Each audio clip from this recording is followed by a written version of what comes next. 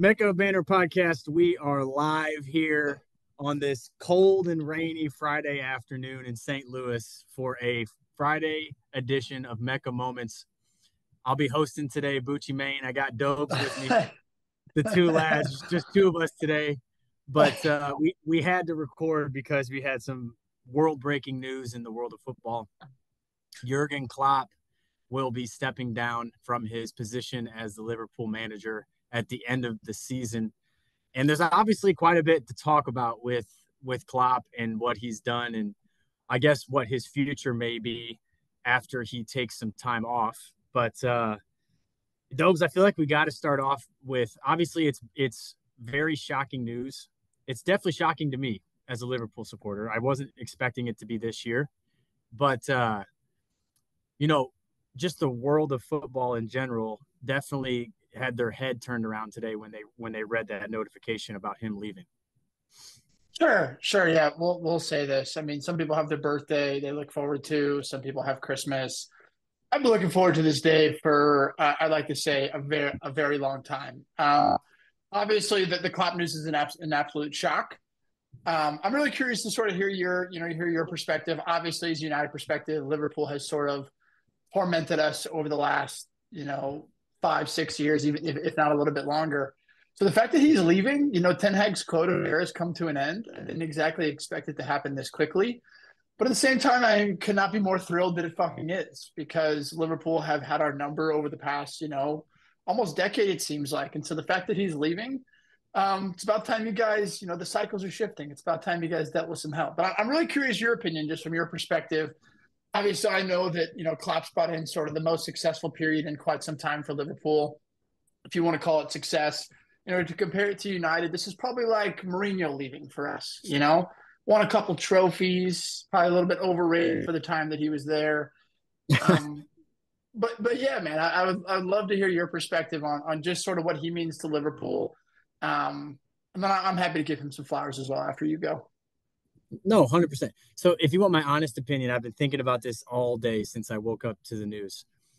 If you think about Liverpool as a club, I think Klopp is the best manager we've ever had, along with Kenny Dalglish, in terms of impact. And obviously, Klopp won numerous titles. He won a couple Mickey Mouse Cups, FA Cup, Champions League, Premier League, like FIFA Club World Cup. This guy won everything you can win during his tenure. So he's up there, arguably, as the best manager to ever grace Liverpool Football Club. And that's why it's so hard for us to accept, because I think what we're going to miss the most is his style of play, like his heavy metal, balls to the wall style is something that I've like fallen in love with, because Liverpool never had that. I mean, we never had this sort of philosophy ingrained in our players. We had a few good eras. We had a few really good squads that competed. You think back to when Luis Suarez was with Liverpool, when they obviously the Stevie G slip. That's we were 2 points away from winning the league. That was a hell of a team. But that era lasted 1 to 2 years where we were really good. This has been Klopp's going on his 9th season. So ever since he came in, maybe besides his first year or two, we've just been dominating multiple competitions. So this is a hard thing to take for me, because Klopp changed my perspective as a fan of the club for so many years. He changed so many things for me, for other fans out there. But it makes you worry. Like, we're going to talk about who we think is going to come in here in a bit, but whoever comes in has big shoes to fill, because the expectation for our club at Liverpool is we are now one of the dominating forces in world football. We make it to the semifinals or final of the Champions League a lot in the last 5 6 years. We've been in the Klopp's had 3 seasons out of the last 5 where we've gotten 90 plus points in the Premier League. So How you many think about titles? things like that. One title. You had to throw that in there. One title during COVID. Okay, continue. Bro, if you even try to asterisk this title. Bro, keep going. But like there's just high expectations, big shoes to fill for the next manager. You're taking over for a guy who's revolutionized the club, and also Klopp, in a sense, has kind of revolutionized the league with the style that he brought into the Premier League with the gegenpressing, heavy metal football. So it'll be interesting to see that. But if I were to guess what Klopp's next steps are, I think he takes a full year off with his wife for sure. I don't think he goes anywhere. He came out today saying he will never coach another English club. And I believe him. I do 100% believe him. I don't ever think he'll coach another English club. So I could see him maybe, going to a national team or back to Germany, maybe back to Dortmund. I could see that in the future, going back there for the last, decade of his career and bringing Dortmund back to the heights that they were at when he was there. So, it's a sad day, bro, but at the end of the day, we're going to win the league this year, so we're going to go out on a high. And, I with Klopp, and this is I'll actually give him his flowers. I do think in terms of I guess you can say between him and Kenny Dalglish, if you want for best Liverpool managers of all time. Before I do give him his flowers a little bit, like if you were to tell me that, especially with the United Liverpool rivalry, if you were to tell me that United was going to go on like a 10-year drought of being terrible, and Liverpool was only going to win one title, and that was going to be like our down era. Like I mean this genuinely, and that was going to sort of be our down era. Like genuinely, that's insane because what we've seen is over the last decade, it's been Pep Guardiola and it's been Jurgen Klopp. And like you said, it's like Klopp does have those teams that have 90-something points and haven't won the league. And so we're living in a time where it's like Klopp probably, without a Pep Guardiola coming to City, probably has 4 or 5 Premier League titles. And so he did get unlucky. But I think the biggest thing you hit the nail on the head when you talk about Liverpool is very few clubs from top to bottom, relationship with the fans, sort of have that culture that Klopp built. It's almost like he's a great manager. Not only that, he has this sort of like us against the world mentality that he's connected with the fans. I think the only way to kind of describe it that I've seen is I almost like to think of Liverpool kind of like a national team. Like there's very few teams that have that pride to genuinely play for like the name on the front of your shirt, kind of like they do for the national team. But it seems like Klopp has always sort of been able to replicate that. And he's gone through, kind of like you mentioned, he's gone through like 1 or 2 rebuilds, like kind of real rebuilds where he's had to get center backs out. Yes, they were down, like you guys were down last year, but then he still tries to, he finds a way, and here you're back at the top of the table this year. I think the best part about Klopp in terms of just what he brings is he brings that passion, that fire, that energy. As much as he's annoying in press conferences, as much as it's annoying seeing him run down the touchline, like that's what he's best at. He was best at building a culture and, really uniting an entire club in a time of not turmoil, but it was definitely down years for Liverpool for sure. And that's what Klopp, has been so successful doing. Which I think it's like you said, the guy that comes in next, it's going to be really, really hard. Not just because of the success that's continuing, but Liverpool's losing their director. You're losing Klopp. You're losing sort of all these pieces that have been the foundation of the success of the club over the last, 9 years. And so I think that's where it's going to be hard to replicate. But I think Klopp probably top 6 manager of all time in the Prem, like top 5 if you want to give him 5th. Like I think that's accurate. Yeah, I would agree. I mean, obviously Sir Alex will always be the undisputed. Him and Pep.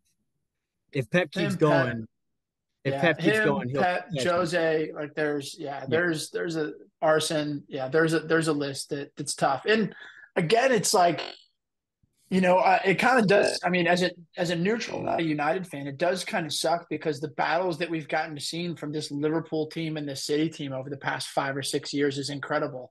I think it's something like I think I saw something. It's like Klopp and Pep have played like 15 times, and I think it's been or something like that. I know that Pep's only beat him one more time, and Klopp's beat him, and the rest are draws. It's like these are 2 teams that have been arguably two of the most consistent teams in the world over the past 5 years.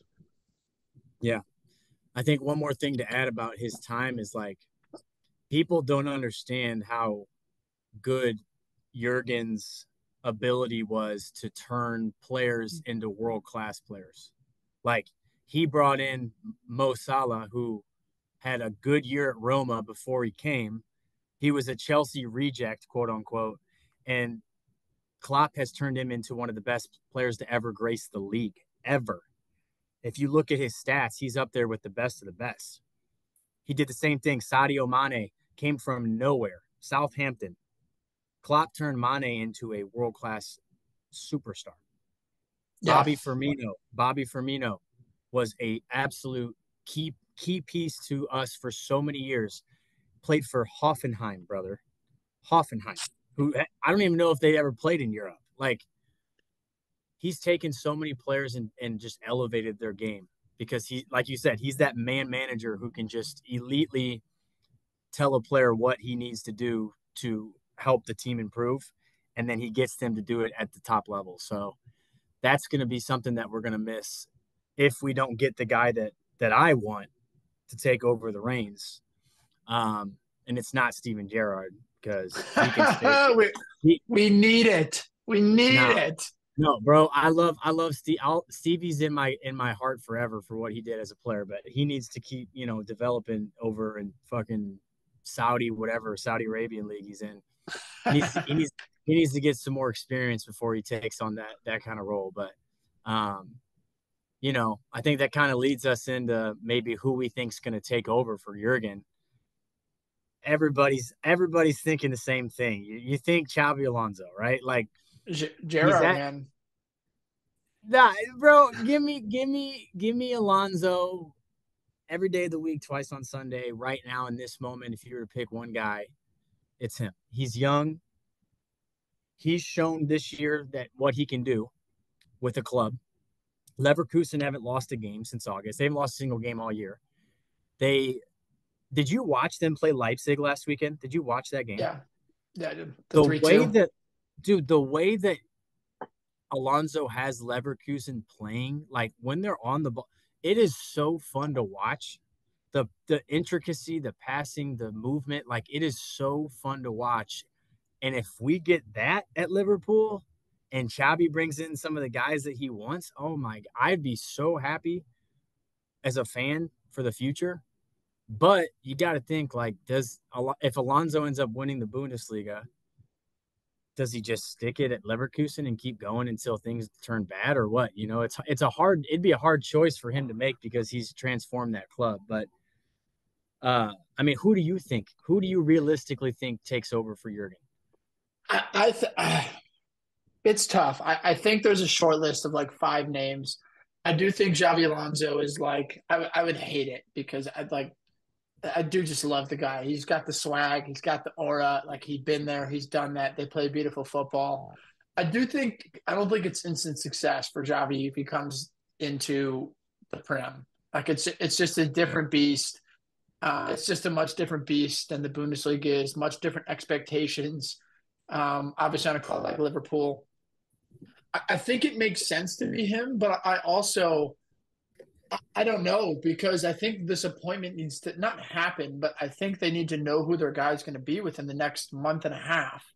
Reason being is because you think you got to start planning for one, you need a new director to come in, you need a new assistant, you need a new staff, you need a new transfer plan for the summer, you know the style of play you want to play, all this different stuff. And I just hope that like Alonso's doing like on this journey to do something special. You know what I mean? Like if he wins a league title with Leverkusen against this Bayern team, like it'll be electric. And I do think he makes a lot of sense. And other names I've heard like thrown around is I've heard De Zerbi's name thrown around.